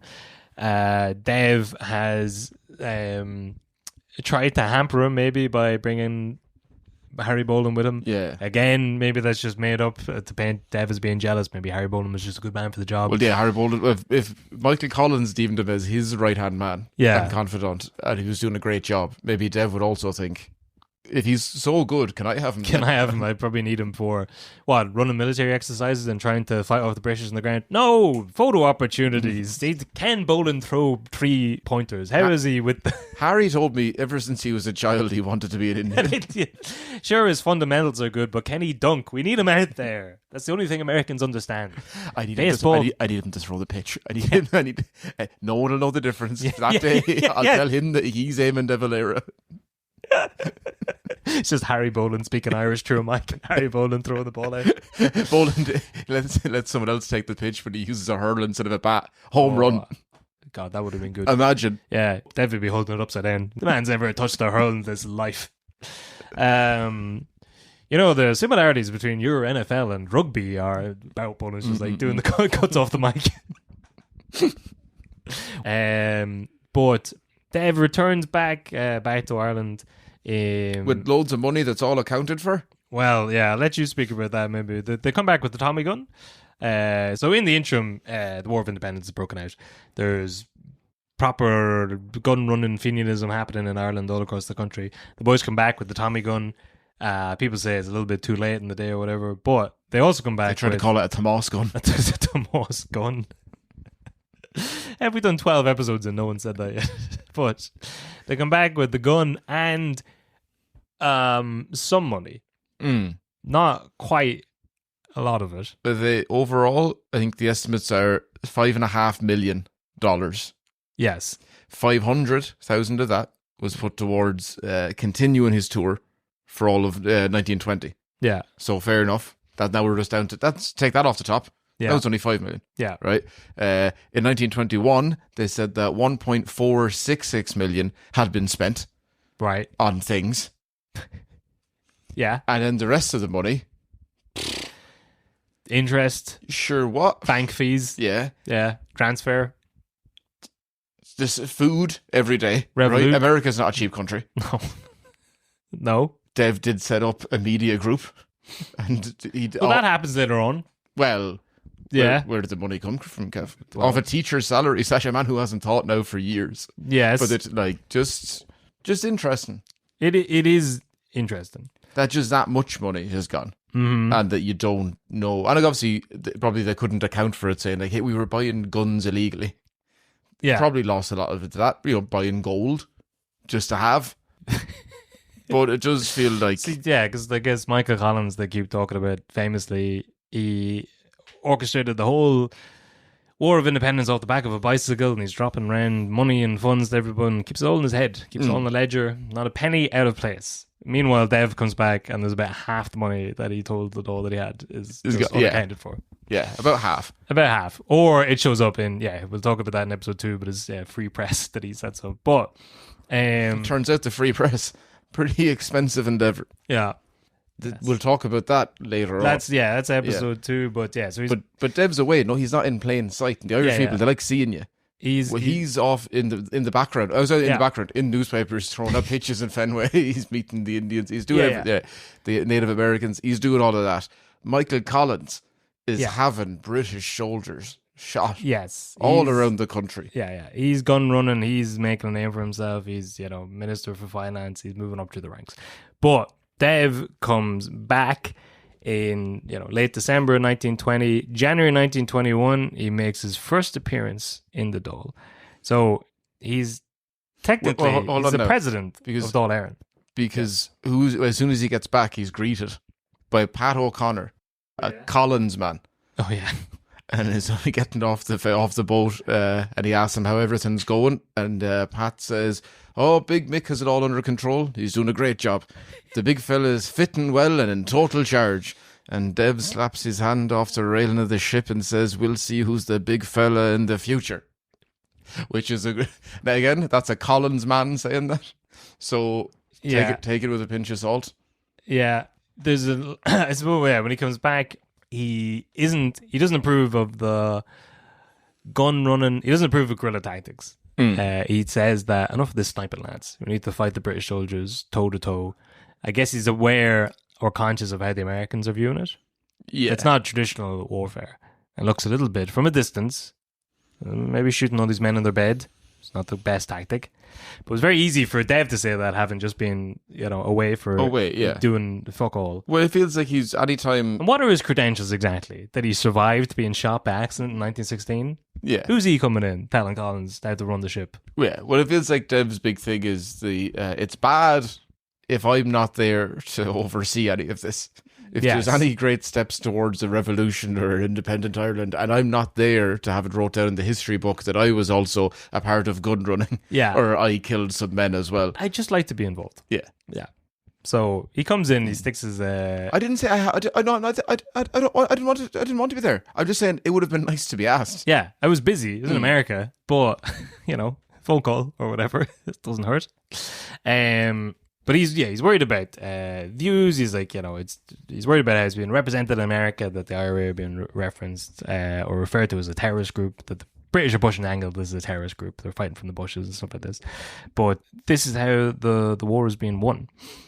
So he's already missed out on the November. Again, we talked about this in the Collins episode, but in November there's early peace negotiations are kind of floated. Dev's away for that, which he's probably not happy with. But he gets his chance in July 1921. There's the official ceasefire, and they all sit around the table and start talking about a peace treaty between the two of them. And Dev lasts for about 2 weeks, and then goes home and sends Collins over to do the rest of the negotiation for him. So he probably is told that he's not going to get what he wants. Yeah. There's going to be the big sticking points, I guess, are the North, but mostly the fealty of allegiance to, you still have to swear allegiance to the crown. The oath, yeah. The oath, yeah. Was it just the timeline of all of this is so condensed. It's so quick. Yeah. There's a lot happening. They've been at this stage. They're not open enemies. They're both fighting for the same cause. Yes, but they've been doing it in different ways. It could be seen that they've kind of gone two separate paths towards independence or freedom. Yes. Dev has been in the States for a couple of years. Yeah. Collins has been doing the boot work on the ground, killing Yeah. a load of men in their beds here. Yes. Dev gets home, and within 5 months, he just gives out about the Yeah. tactics and everything that you've been doing. So the elections are in May. Then they go to the customs house Yes. to follow through on his idea. He's been given out about their guerrilla tactics. Yeah. And the very first decision he makes in terms of the military when he comes home is, no, let's put away all of those successful tactics. Yeah. Let's all put on some uniforms. Yes. And remember 1916? Yeah. Who's let's go straight down there and just martyr a bunch of us for no reason. That's how a war is fought. You go in, you get your wife pregnant, you go in and you risk your life. I suppose. Although he does sign off on he did have to put out some statement saying that, I know I've been away, the Dáil signed off on every single one of these actions Yeah. that Collins has done. Yeah. Which probably did stick in his craw. That you're going like, we have to take. Yeah. It's like, and technically the Dáil probably won't like fair play to you, Mick. Yeah. The Dáil Some of them would half have of been. it, Half of them, yeah. Yes. Yeah. Before we get, we'll get into the split, I guess, in the second episode. But it's an interesting, such a condensed. You kind of forget how close together they are. By the time the Rising really winds up is the summer of 1917, and then the War of Independence is pretty much straight away after that. And Dev is gone for that key period. In between, he's in prison when a lot of the main things are happening. Whenever they make the big political maneuver and set up the Dáil, he's then in America for the opening parts of the War of Independence, where Mick is kind of the head, the de facto leader, I suppose, behind the scenes, even though Dev is president. So when he comes back, there is a sense that like this is not how.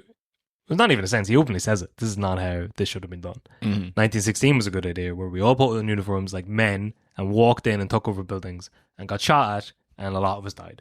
This whole fighting guerrilla tactics, sneaking in around, shooting people in their beds, this sort of stuff that's working, it doesn't like that. Yeah. So the custom house is more his style of things. This is how he wants it to be done. Get 80 men arrested and 40 dead, shot dead. Yes. It's called war. It's gentlemanly and it plays well in the presses. Are you coming in, Dev? Whoa, I had my fair share. Yeah. I've been in and out of prison. But to be fair to him, it is that's part of it, that once you do it that way, that it's not long after that. Yeah. There is then the ceasefire. Sure. And obviously this is going to go around, I was going to say, the Collins shooting all these men, especially in one night, in their beds. That's going to make worldwide news, or that will be talked about. That's fair. But it'll also be talked about if there's a military operation in the customs house. So that it would have been a big thing. That in hindsight, no one really talks about anymore. It's not. You never hear people you don't see people getting tattoos of the dead men from the customs house. They're not on t-shirts. O'Neill's didn't do a customs house 100 years removed from the customs house. Let's do a representative jersey for that. That's not really on. So, Yeah. It doesn't quite have the same cachet. But how was he to know that back then? He was trying stuff. So, after the truce in 1921, he goes over for the first round of peace treaty negotiations with Prime Minister David Lloyd George. So, supposedly, Lloyd George tells Dev that he could put a soldier in Ireland for every man, woman and child in it if the IRA did not immediately stop fighting. And Dev doesn't like that. He's also very aware of one of the big sticking issues that would come from the treaty that Collins would come back with is the oath.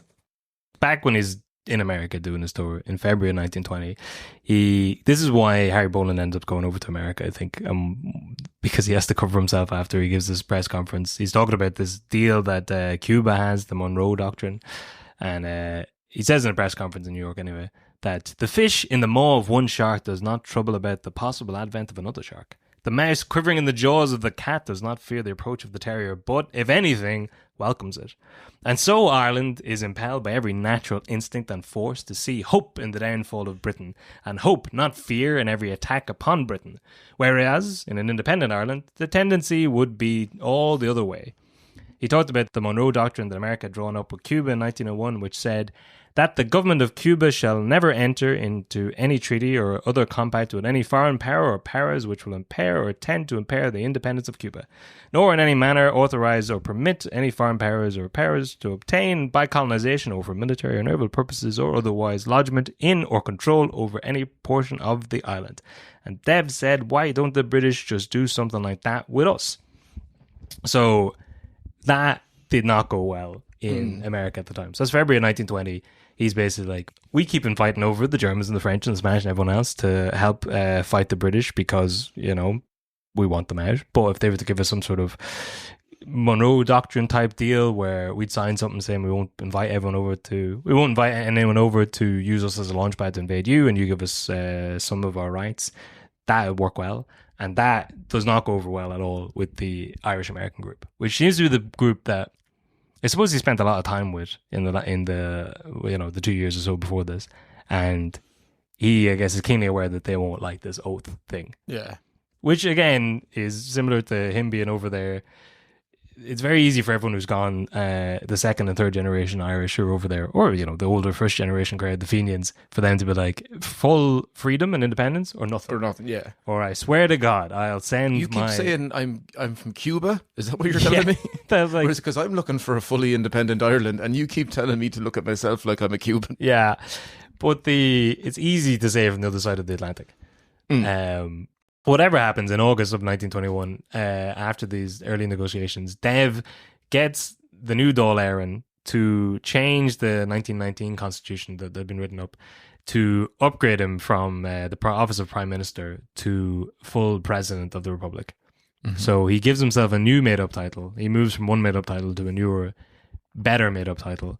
And in his eyes now, the fact that he's the equivalent of King George V, because he's president, means that George isn't at the meetings, so him as president shouldn't have to be at the meetings either. Which is really not that I don't want to say like failing upward is a different title for it, but like I can't do that. Yeah. Because why? Because I'm making myself the de facto leader of the entire. I'm creating a new role for myself that makes me a president, like a monarch. He's just made his own rules up, and he says, by my own reckoning now, I'm too big to be here. I'm Chris Moltisanti, and the pizzeria have to be made. All right, I can't be seen to be dealing with Lloyd George. Was he the Prime Minister? Who the fuck cares about that? I'm the President of Ireland, so I'm going to send in. Isn't he the lad who sent you packing there a couple of months ago?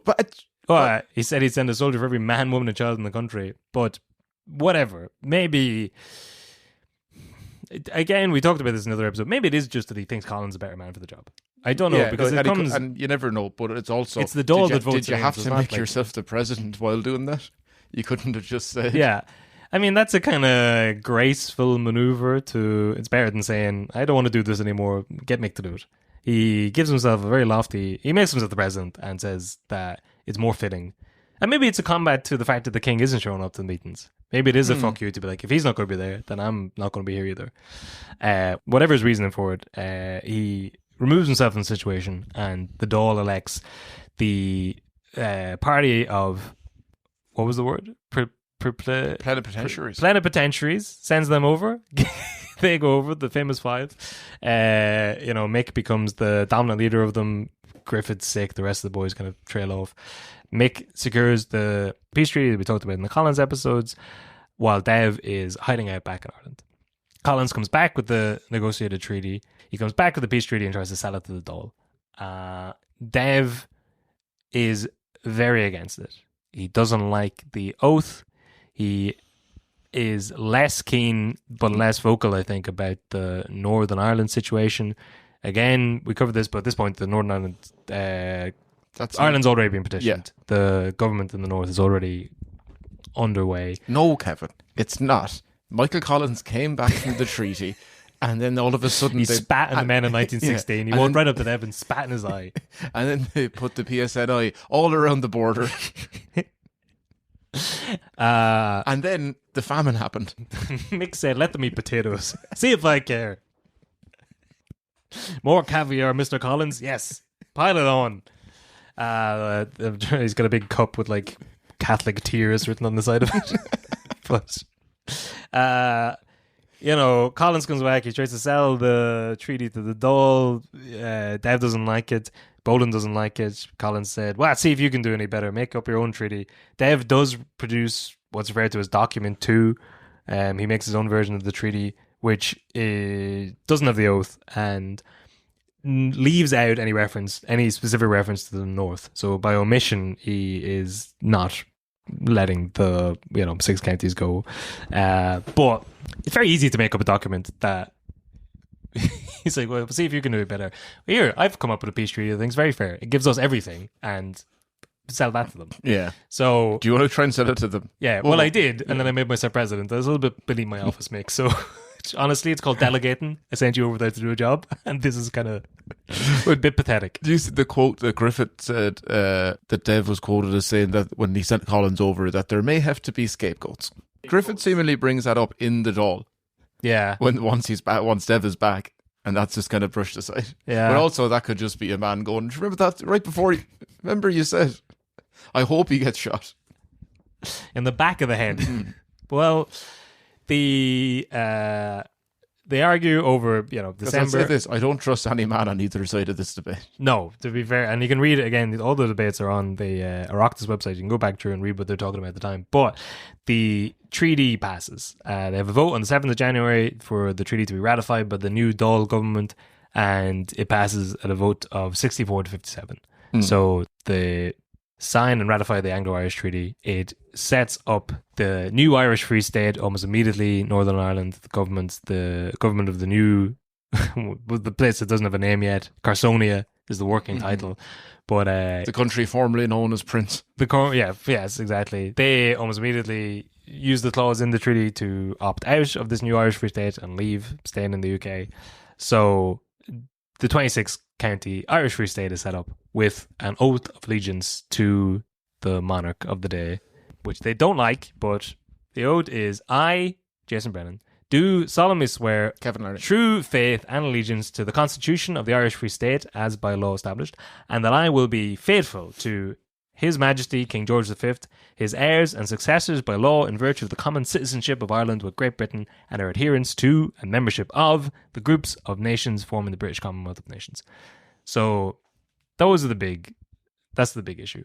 The monarch of the day also has say over appointing of, I think, diplomats and foreign policy and stuff like that. So it is a big issue. It's not it's a bit more, I guess, than just, I know we've made fun of it a lot, that it is just kind of saying a couple of words, but you're not a full nation. No, yeah. Yeah, you're still subservient. You can see why if you didn't want to sign an oath of allegiance, and then they were like, hold on, it's not that bad, read this. Yeah. It's not great. It's not great. Like that, I get it. Yeah. I think you have to, but I guess it's more of the, like we've talked about before, could you not just sign it and lie? Yeah. Just say it, cross your fingers behind your back. Or don't say it in the hope that, will they actually send anyone down to check? There's also the issue, I guess, of the treaty ports, which will come up again in episode 2. There are strategic ports around the country that are left to the UK. Even, outside of the north, it's now still the UK. There's treaty ports around the coast that are left.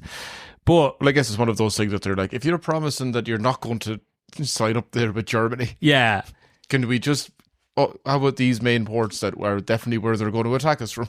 We've already invested the guns and stuff on there. Actually, I don't know. I've only been to the one up in Donegal, but it's weird to see there's like still anti-aircraft guns, which now that I think about it for more than half a second are definitely from World War II and not World War One. But it's weird to see that level of like military. You don't see that in Ireland, basically. Yeah, because you'd see it a lot around like Lisbon and Porto as well. You see it in every European city still has some sort of like anti-aircraft missiles or some sort of bunker or some sort of. But all these, it's too hard of a pill to swallow. Dev still believes in his made-up fairy tale document 2 version of the treaty, and he sticks to his principles and resigns. He resigns as president of Dáil Éireann, a title that he'd given himself only months previous, and graciously hands it over to Arthur Griffith, referring to Griffith as the new president of Dáil Éireann.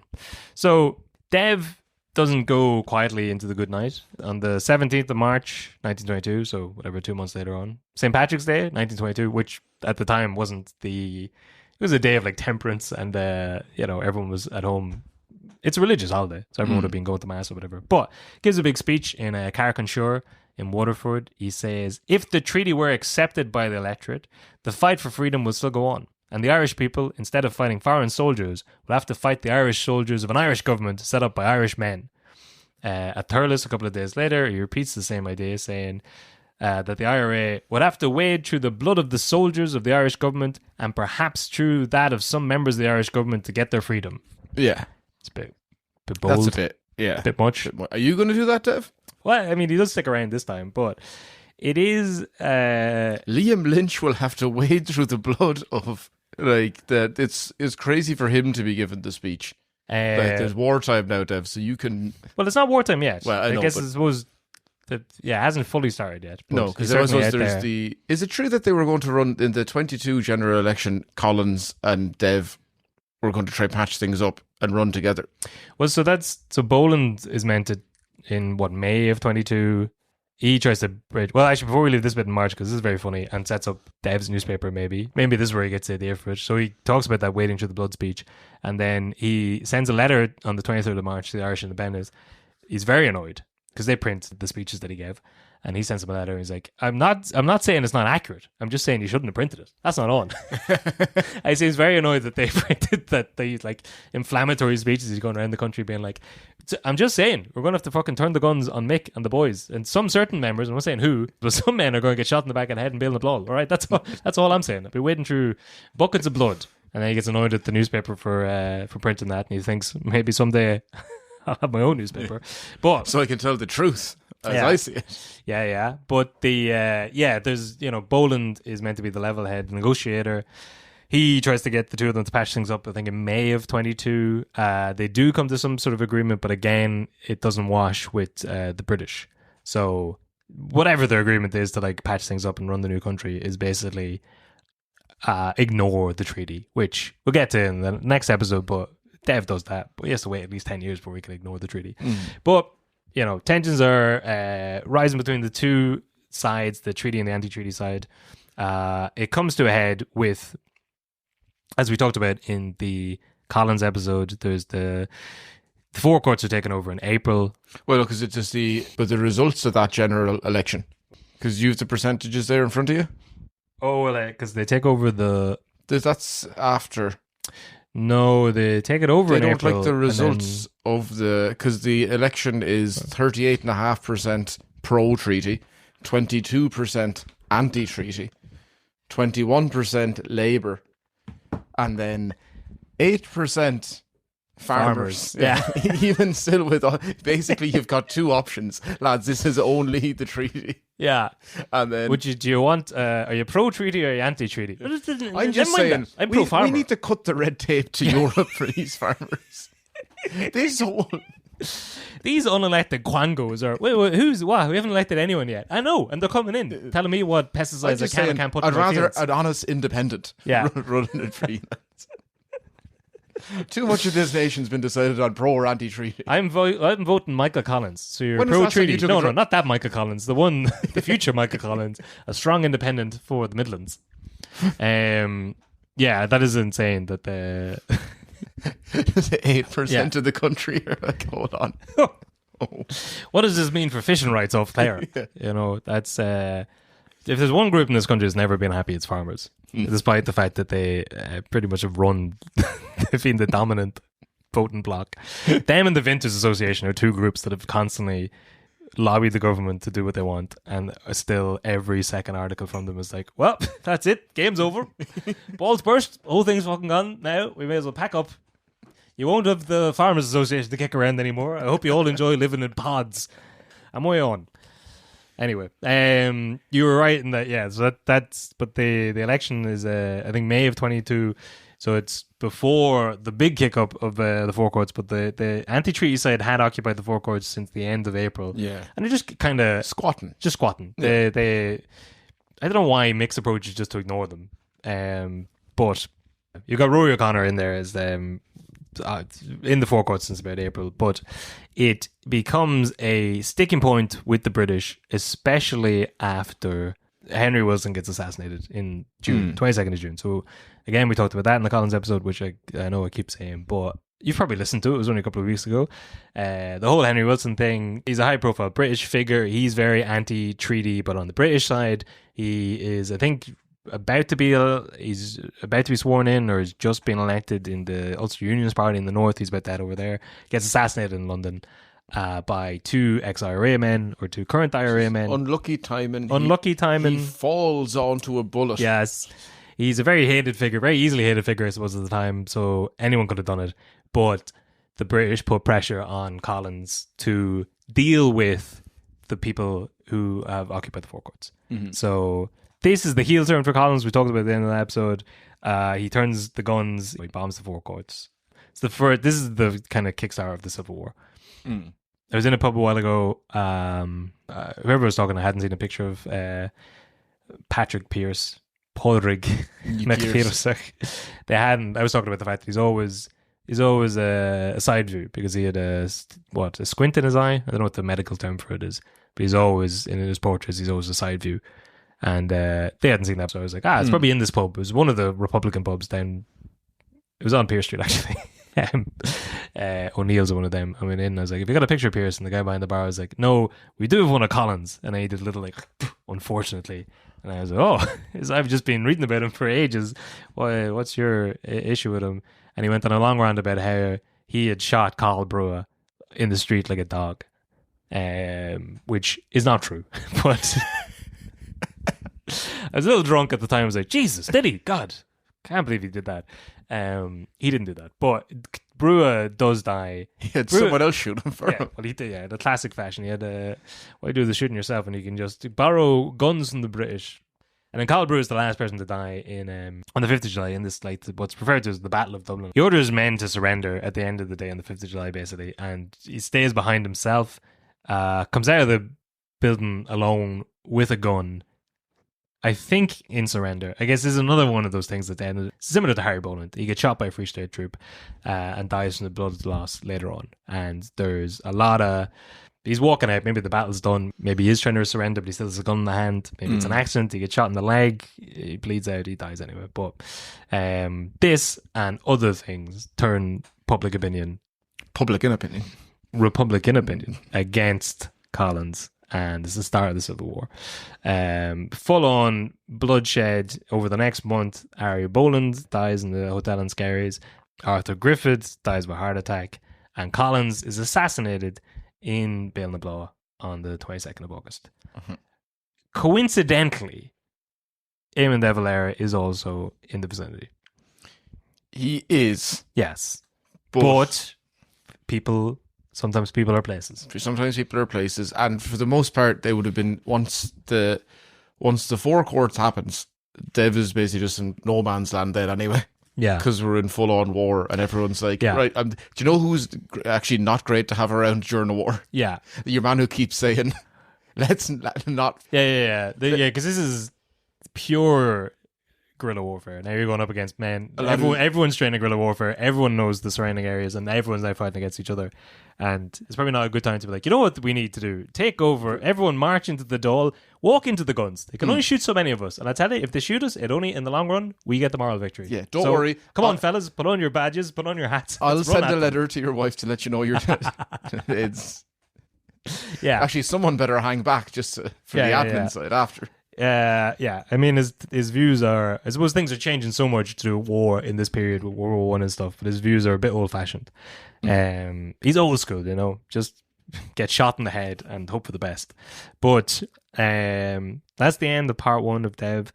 His early life, we've jumped over a lot of stuff, I guess. A lot of ground we've covered already in different episodes. And if you want to listen to more detail, you've got the Collins episodes from a couple of weeks ago and all the stuff in Head Stuff Plus. We've ran the old episodes through AI and re-edited them, put up the definitive version is on Head Stuff Plus. The Harry Boland and the Crown Jewels stuff is up there, and the Dev Prison Break will be up there as well by the time this episode is out.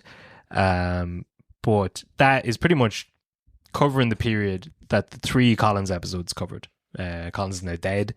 And in the next episode, we'll do the Civil War, Dev's ascension, his place in this new Irish Free State after the war finishes, World War II, his dealings with Schrödinger of Schrödinger's cat fame. Ireland's movement towards a much more conservative Catholic state, and Dev's part in that, and a whole lot of other stuff. And then part 3 will be President Dev, his later years. He keeps winning elections. JFK's visit and his ultimate untimely death at the age of 92? So, yeah. He was just a boy. Taken too soon. But that's it. Any thoughts on Dev so far? It's mad that he didn't know his dad. It's the first thing. That is the first thing. That is still bizarre. The big to me. takeaway. Yeah. It's also mad that his main credentials to running the country are that he didn't, sort of by fluke, didn't get assassinated in 1916. Yeah, but also was an intelligent man who... He's an intelligent man. Yeah, that's true. And he understood politics and how to be the leader of how to put himself in positions to be the person saying something. And there is a lot of like shade thrown at him, I guess, that he's kind of, he's getting Collins to fight his fight for him. He maybe painted a little bit cowardly or devious. I don't know about devious. I mean, he does end up forming Fianna Fáil. I mean, the same party that produces Bertie and Charlie High, and there's deviousness at the root of it all. Yeah. But he is not, during this period, he is also like on the front line of he is very much involved in 1916. He's a commandant. He's out there fighting the fight. He does constantly put himself forward to be a martyr. He goes to prison for the cause. Like, he does face being assassinated for the cause. Also, as much as we say the idea of it being like it's stupid to go to prison in England when you could have decided not to, it is also an incredible move to be like, it is. No, I'm going to go so that the world knows I'm a political prisoner and that and he understands the leader of the country is meant to be. That's I mean, what happens in the interim where they like start up the door, like, that's insane. Yeah, they're going to prison. That did make a big political statement. It just so happens that what happens when he is in prison is a much bigger political statement. Yeah, but just make sure that we've covered everything before we start the next episode. Yeah. Facility, I suppose we're going to still do Civil War in the...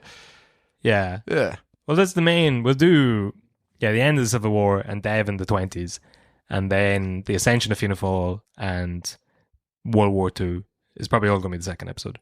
And then after post-World War II, Old Man Dev, the grandfather of Ireland. And then I'm going to get to the bottom of why he didn't meet Muhammad Ali. Yeah. Find that out. Is that the year he dies? No, it's at 2 years. It's at 73, I think. So it's 2 years before he dies. He had the chance. Yes. But there you go. That's episode 1.